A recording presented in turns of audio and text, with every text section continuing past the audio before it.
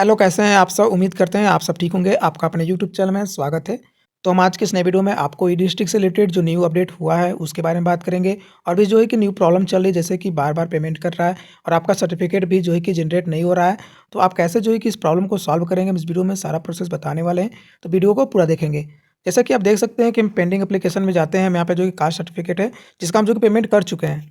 हम यहाँ पर जो एक सर्टिफिकेट हम इसको ओपन करते हैं। अब इसको जो है कि हमने जो है कि आप देख सकते हैं जो सर्टिफिकेट है जो हम बना रहे हैं, इसका हम पेमेंट पहले भी कर चुके हैं, लेकिन अभी भी यहाँ पर जो है कि यहाँ पर दिखा रहा है कि आपको पेमेंट फिर से करना होगा।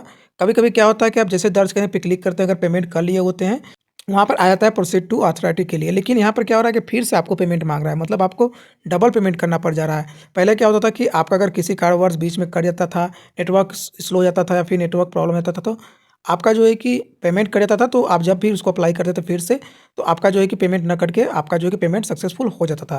लेकिन अभी जो कि न्यू प्रॉब्लम आ रही है कि आपको एक बार पेमेंट कर रहे हैं, फिर दोबारा पेमेंट कर रहे हैं, फिर भी आपका सर्टिफिकेट जो है कि आपका सर्टिफिकेट का जो पेमेंट फाइनल नहीं हो रहा है और इस तरह से प्रॉब्लम आ रहा है, बार-बार आपको पेमेंट माँग रहा है। तो आप इस प्रॉब्लम को कैसे सॉल्व करेंगे, हम इस वीडियो में सारा प्रोसेस बताने वाले हैं। जैसा कि आप देख सकते हैं, हम इसको जो है कि आप जैसे ही कैंसल पे क्लिक करेंगे, तो हमारा जो है कि ई-डिस्ट्रिक्ट का पोर्टल अब ख यहाँ से जो है कि एरर आ जाएगा, अब कि खत्म हो जाएगा, मतलब कि यहाँ से बंद हो जाएगा। हम फिर से जो है कि ई-डिस्ट्रिक्ट पोर्टल को ओपन करेंगे।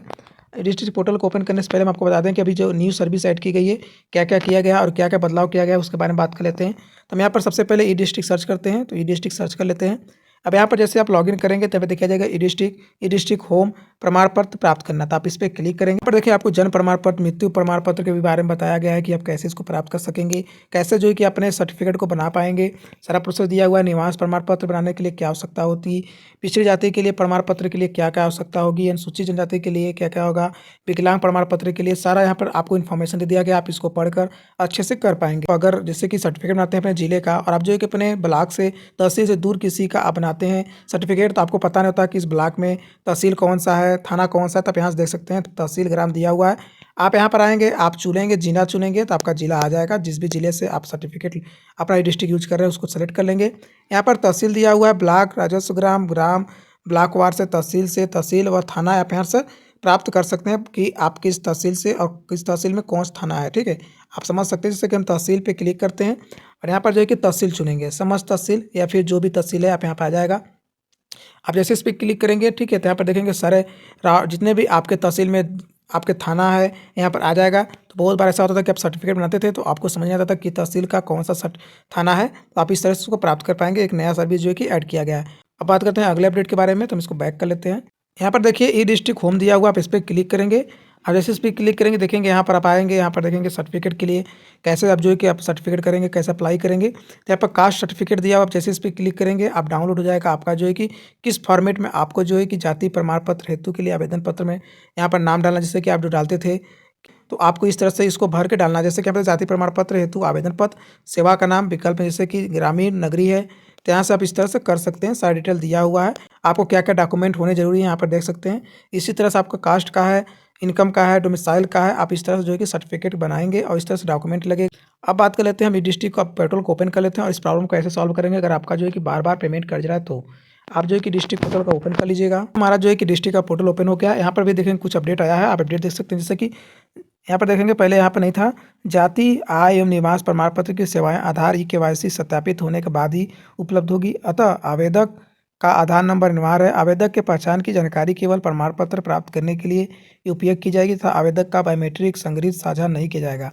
मतलब आप जो है कि आप कोई भी सर्टिफिकेट बनाएंगे, इसके लिए आपको जो है कि आधार कार्ड ग्राहक का लेना जरूरी है। आपका अगर ग्राहक का आधार कार्ड नहीं है तो आप जो है कि सर्टिफिकेट नहीं बना पाएंगे। तो आप यहाँ पर देख सकते हैं साफ बताया गया है, तो आप इसको अच्छे से समझ लीजिएगा, अच्छे से जान लीजिएगा। उसके बाद ही अपने सर्टिफिकेट को आप अप्लाई कीजिएगा। तो एक अपडेट ये किया गया है और अपडेट किया गया है कि आपको सर्टिफिकेट के साथ स्वप्रमाणित घोषणा पत्र कैसे लगाना है, या फिर जो है कि आपको क्या-क्या अभी सर्विसेज दी गई हैं उसके बारे में भी बताया गया है। अब बात करते हैं यहाँ पर जो कि अगर आपका बार-बार पेमेंट कट रहा है, आप एक बार पेमेंट कर लिए सर्टिफिकेट का, फिर से आपको सर्टिफिकेट जैसे ही फिर से अप्लाई कर रहे हैं, पेंडिंग में शो हो रहा है, आप फिर से पे कर रहे हैं, तो आपको फिर से पेमेंट करना पड़ा। अगर इस तरह से प्रॉब्लम आ रहा है, तो आप कैसे सॉल्व करेंगे? सबसे पहले आपको क्या करना है, इसका कोई भी जो आपका पेमेंट कट गया, वो पेमेंट आपका रिफंड नहीं होगा। पहली बात जान लीजिए, रिफंड होने वाला नहीं है।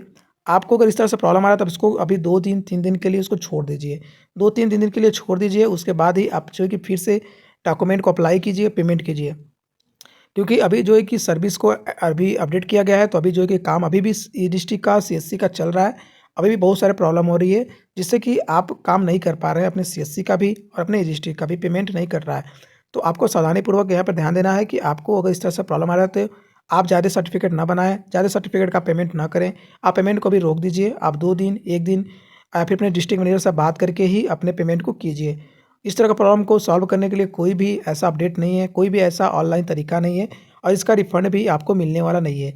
तो आप कोशिश करें कि जब भी पेमेंट करें तो आपका नेटवर्क सर्वर अच्छे से चल रहा हो तभी करें। क्योंकि इस वीडियो में इसलिए बता रहे थे कि बहुत सारे ऐसे फ्रेंड्स, बहुत सारे ऐसे जो है कि सीएससी यूज़र हैं, ई-डिस्ट्रिक्ट यूज़र हैं कि बार-बार पेमेंट कर रहे हैं। उनको ये लग रहा है कि हमारा जो पेमेंट कटा है वो रिफ़ंड हो जाएगा, इससे कोई भी दिक्कत नहीं होने वाली है।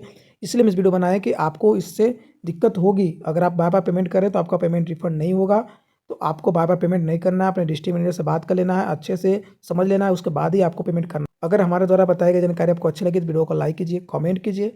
कमेंट में बताइए वीडियो कैसी थी। अगर आप किसी टॉपिक पे वीडियो देखना चाहते हैं तो प्लीज़ कमेंट करें। अगर आपको कोई डाउट है, कोई भी अगर आपको इन्फॉर्मेशन चाहिए तो प्लीज़ कमेंट करें और चैनल को सब्सक्राइब जरूर करें और अपने दोस्तों को शेयर करें। मिलेंगे अगले इस वीडियो में, तब तक के लिए धन्यवाद। जय हिंद, जय भारत।